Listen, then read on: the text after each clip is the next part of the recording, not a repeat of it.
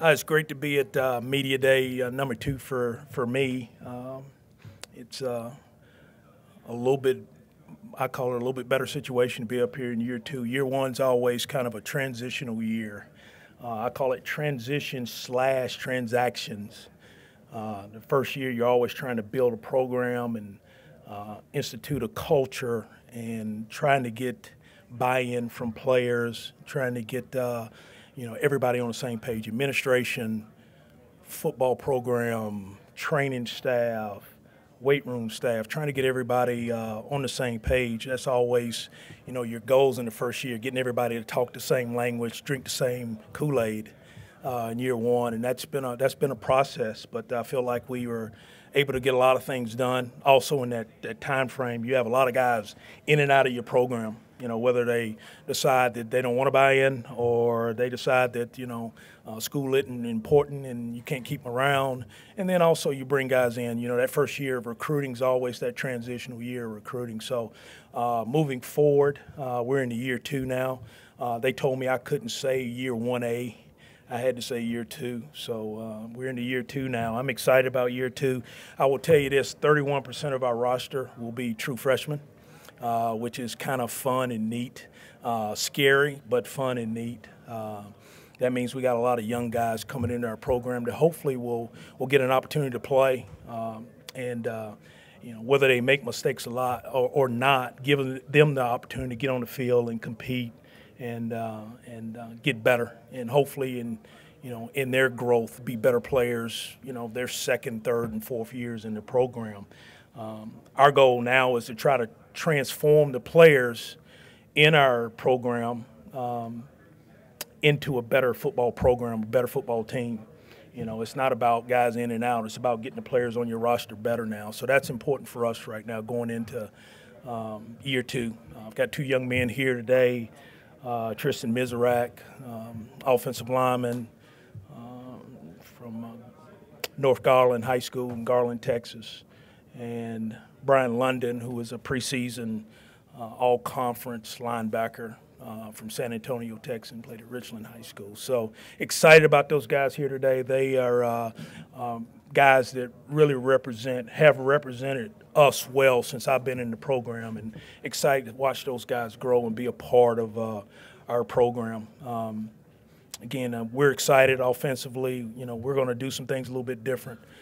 New offensive coordinator, Zach Core, comes in from Rutgers. Zach was with us at James Madison, left us at James Madison, went to Rutgers for 1 year, didn't like the cold, and decided to come to San Marcos and float the river with us. So we're excited to have Zach on staff. New offensive line coach, Eric Mateus, who came over from LSU. Eric's a guy that I've had my eye on a long time when he was a graduate assistant at Arkansas.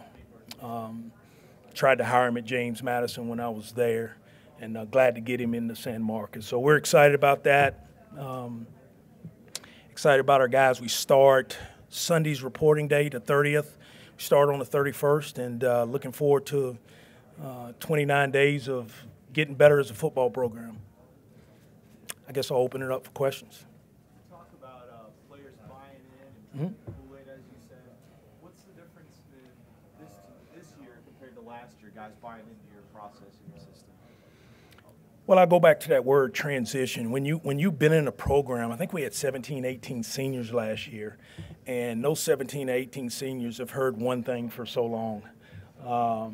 And then here's this guy coming in from James Madison with this, whole new philosophy of how to do things and an accountability level that's off the charts.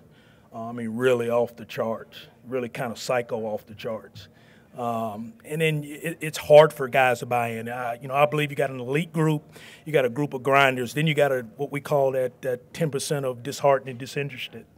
And we had a number of disheartened, disinterested guys. And this year we don't have as many of those disheartened and disinterested guys. And the guys that are, it's easy for you to find them because we don't have that many in our program anymore. So that was our whole goal in year 1, is to get the disheartened and disinterested out of our program and get guys that wanted to be a part of something special and to care about each other. They wanted to care about each other and their teammates.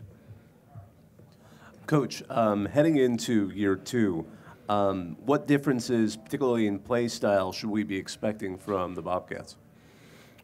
Well, as far as play style, I hope it's play improvement more than play style, more than anything else. I think we're going to, bringing Coach Curry in really gives us an opportunity to look at our run game and try to be better in our run game. We've got to find a way to run the football. The only way you run the football is get better in the offensive line and be more physical and more committed to it and have a philosophy of running the football. So we have to do that a lot better. So I don't know if there's a difference in play style. We just want to do things better than we did. Defensively, we're not going to change anything. Hopefully our personnel is more experienced. We feel like we'll be better in the front seven. We still got to grow in the secondary, but we feel like we'll just be more experienced, so we want to be able to add more to what we did last year. We weren't able to do much last year. We were so young and trying to learn a brand-new system. Last year you said, it'd be hard to judge you guys on wins and losses as opposed to effort and intensity, things like that. Is this year where you start to perhaps use that on-field results as evaluation? You know what? And Ish, I'll tell you this, and I probably should have said this last year. I never look at wins and losses. I count them at the end. I count them at the end of the year. You look up and you go, okay, you're whatever, and you're going to bowl game, or you're whatever, and you're not. One of those two things. So I never really look at wins and losses. I look at how much better we can get in our 10 units, counting the coaching staff. How much better can we get from day one of training camp, July 31st, to the end of training camp in that first week of practice, and then going from there. That's really what I look at, because I want to be singular with this growth in this program. If you start looking at wins and losses, you get ahead of yourself a lot of times. So, when we get to the point where it's important to go win this game and this game and this game, I think you lose sight on growth in your program. So growth in our program is more important. It's the only goal that we have this year. How can we grow from day one to day two to day three? You mentioned wanting to run the ball, needing to be good up front blocking. What do you expect from the offensive line this year? I expect us to be better, and I expect us to be more cohesive. We're going to be bigger, stronger, I think, in the offensive line. We're going to have a little bit more experience. We put Aaron Brewer out there last year as a true freshman against Arkansas.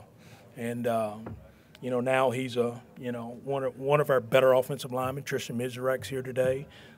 We hope, Jacob Rowland's a better player for us. We've got a number of young guys. And if we did one thing last year, we redshirted a couple offensive linemen. So they had a chance to practice this spring and get better. So we're still not there depth-wise in the offensive line. We still got a long way to go.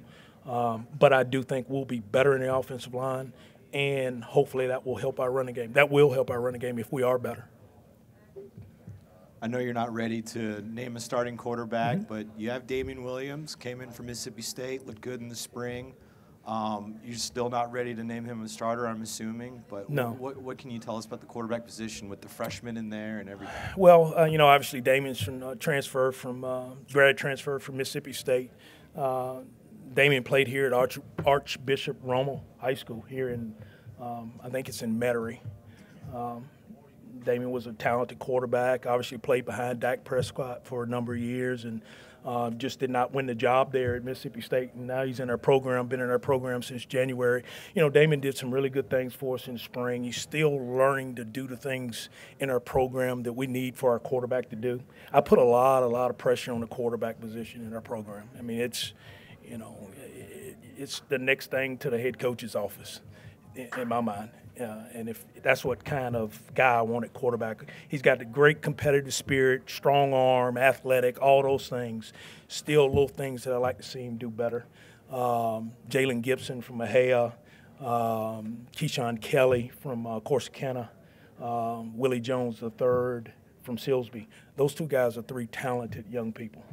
And we're going to give them every opportunity to go be the quarterback. We're going to give them every opportunity. Damian knows that. We're going to give them every opportunity to be the quarterback, because if they are, they're our quarterback for the future, whether it's one, two, or all three of them. Okay. Brian London, how much more are you putting on his plate this year, knowing that that he could take the load that he took last year, the production that he put out? How much more are you putting on him? Or I know you talked about wanting to take some pressure off of him with giving him some defensive line help.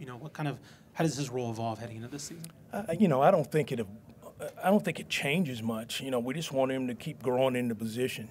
Brian had to make a lot of plays last year. There's some plays that he shouldn't have to make because he's playing 80, 85, 90 snaps a game. We don't want to play that many snaps. So the goal is to take the load off of him and not to have him have to be, a guy that makes every tackle. Gabe Lloyd did a really good job for him. We feel like we'll be better at linebacker with depth. It's probably the strongest position on our football team, linebacker. We need to continue to grow and get better in the defensive front. And I feel like we've made strides there. We're not there yet, but I feel like our depth and ability in the defensive line needs to continue to grow, and hopefully that takes some of the pressure off him so he doesn't have to make 2,000 tackles in a season. Coach, in your non-conference schedule, you've drawn two of the strongest G5 teams this season at Wyoming, and UTSA is coming down. When you look at a school like UTSA, is that sort of a goal you'd like to see? I mean, how do you compare your team against what's been happening up in San Antonio? To be honest with you, I hadn't paid much attention to UTSA, to be honest with you. One, they're not in our league. And two, I think this is maybe the second time we played them. I keep hearing it's a rival, and I don't know if you can have a rival if you only play twice. I haven't really paid a whole lot of attention. I usually worry about the first day of practice, and then the second day of practice, and then the third day. So I really haven't paid much attention to UTSA. The Sun Belt is headed toward collaborative replay during conference games. How do you expect that to go during the season when you're in conference? I think it'll be good. I think it's something that I think we're the only G5 school that's using collaborative replay and dealing with Steve Shaw and his crew. I think Steve does as good a job as anybody in the country. Working, obviously, when you have an opportunity to work with the SEC, that gives you a leg up on a lot of things. And I think it'll be good for our league to get it right. The objective is to get it right. And I don't think it'll slow down the game very much. I think we've all kind of gotten used to the replay situation, how it works. I think it'll be good for our league to be one of the first, if not, I know the first G5 school league to use collaborative replay.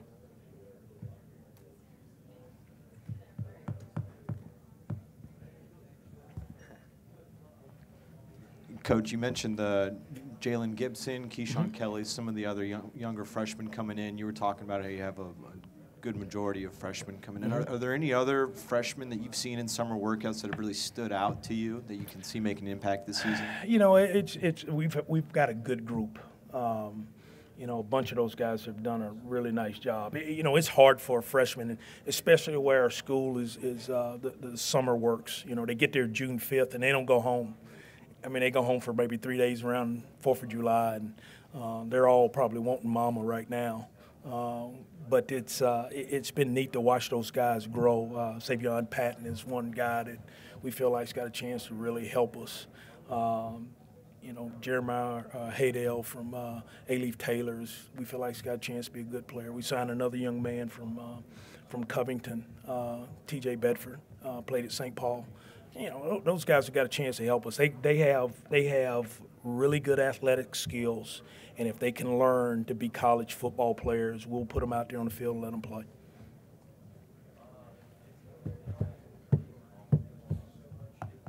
Me again? Yeah. Is there anything that you yourself learned from your first year to the second year? Anything that you need to change up, or not necessarily personnel or anything, more so what you learned being a head coach? I think, again, I've been doing this for 30 years, and every year you need to learn. You need to learn how to deal with a team. This was as different a situation that I'd ever been used to. I'd never come into a program that had been in this situation that we took over. Having patience, is something that I think is important. I don't have any at all. but I do understand that it takes time to grow it the way you want to grow it. You know, we're trying to build something that's for the next, 40 or 50 years, the tradition at Texas State, not just for 4 or 5 years. And, we're trying to build something that lasts, that means something to players when they come back after they graduate. And that's what we're trying to do, and I've watched programs do that. I've watched a number of teams, been a part of a number of teams that do that and build that way. So, for me, I have to learn some patience. When you play a lot of young kids, you have to have some patience. They're going to make mistakes. They're going to go the wrong way. They're going to miss a block. They're going to miss a tackle. So, as a coach, don't take patience for softness, because that won't happen. But patience to help those guys grow. That's what I want to do. We're in a transformation period now to make our players that we have in our program now better. And year 2, year 3, we really feel like year 3 we got a chance to go compete. Year 2, we want to go get better every day.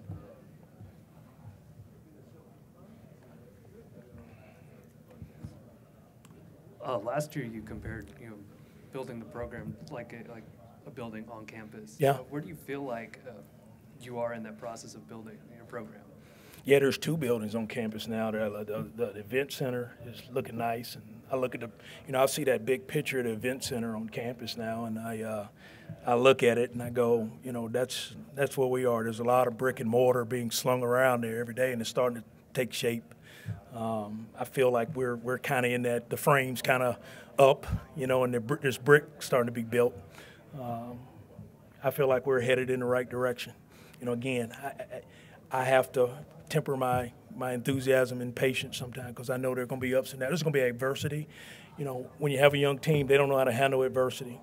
When we start getting more mature where we can handle adversity, then we'll be on our way. Good? Awesome. Thanks, guys.